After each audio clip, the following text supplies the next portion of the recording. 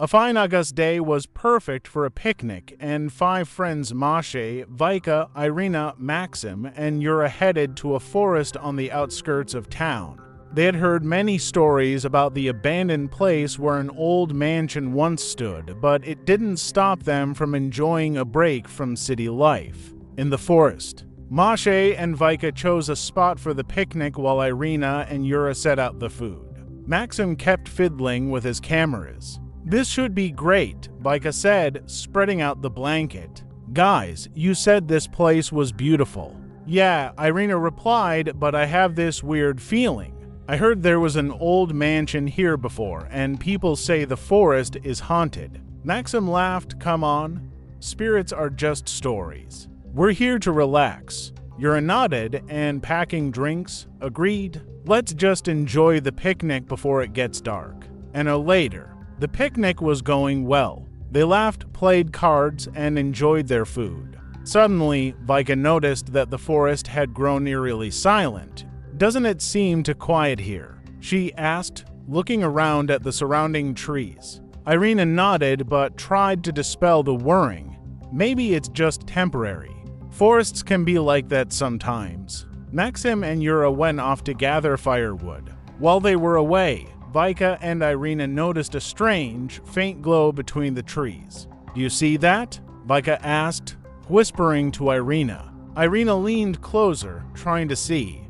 "Yeah, it looks like a light, but like someone is turning it on and off. Let's check it out." A few minutes later, Vika and Irina followed the light. When they got closer, it disappeared. In its place, they found an old, moss-covered sign with faded inscriptions. Irina read it aloud, "Do not enter. Those who disturb the peace will remain in the forest forever." Vika turned on her flashlight and pointed at the sign. "This is just an old tale, right?"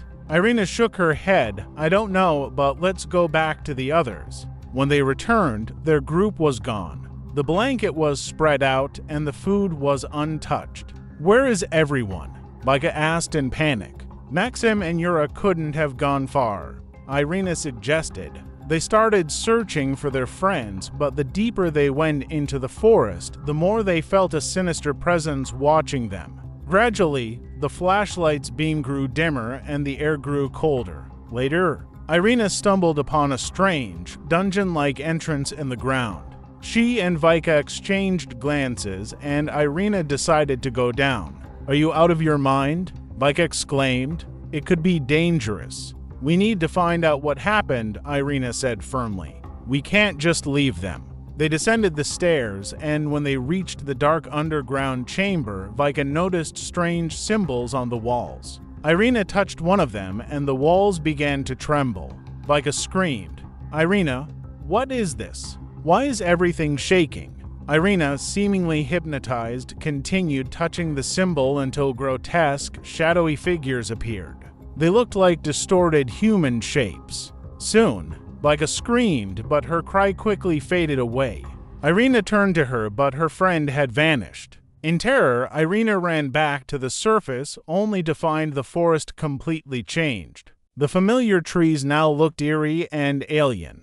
The air smelled of decay. Irina ran back to the camp but found only empty space and old gear covered in moss. In a panic, she ran back into the forest. Late at night, Irina spotted a fire in the distance and, clinging to hope, headed toward it. But as she got closer, she realized it was an illusion. She found herself in a circle marked by strange symbols. Her hands trembled as she felt a cold hand touch her shoulder. She turned and saw Maxim and Yura, but their faces were twisted in fear and pain. "Irina, we can't escape," Maxim said with a trembling voice. Irina, not knowing what to do, ran back, but her legs felt like they were sinking into the ground. The forest became even more labyrinthine, and every time she thought she found a path, it vanished. In the morning, when the first rays of sunlight broke through the trees, Irina was alone.